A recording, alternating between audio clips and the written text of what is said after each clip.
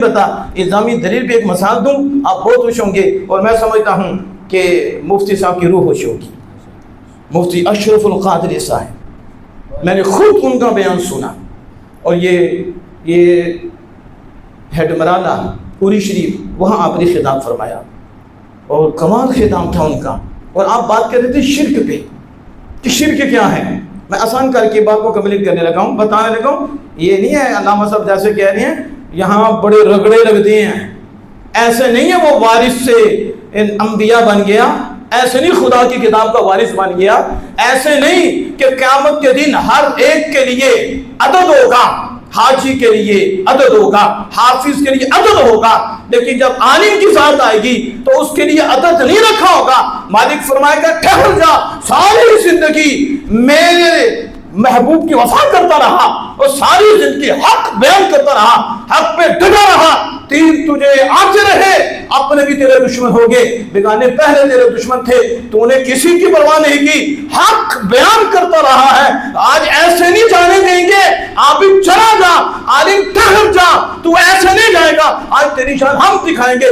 آج تو جس کی بھی سوالش کرے گا، عدد نہیں ہے، جتنا بھی کرے گا، ہم تیری اس وفا کی وجہ سے آج ان کو بھی بخشش عطا فرمائیں گے۔ ذرا آپ دیکھو، مفتی صاحب کہتے ہیں کہ شرک کیا ہے؟ ایک لفظ ہے، دوسرا بھی لفظ ہے، برابر ہیں، شرک نہیں ہے۔ لفظ کا معنی بھی وہی ہے، دوسرے لفظ کا معنی بھی وہی ہے، شرک نہیں ہے۔ یعنی لفظ برابر ہیں، شراکت ہیں، پھر بھی شرک نہیں، معنی برابر ہیں، پھر بھی شرک نہیں، تو شرک کب ہوتا ہے؟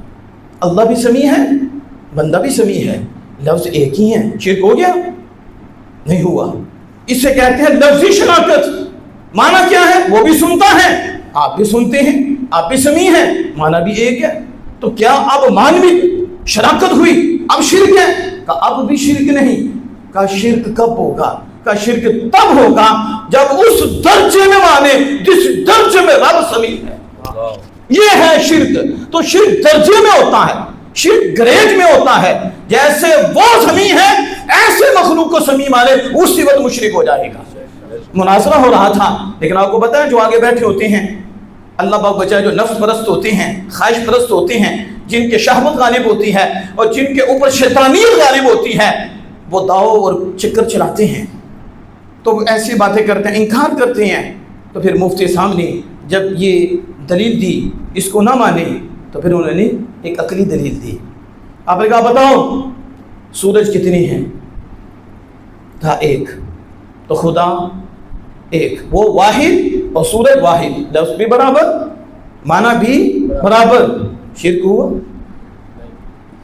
شرک کیسے ہوتا؟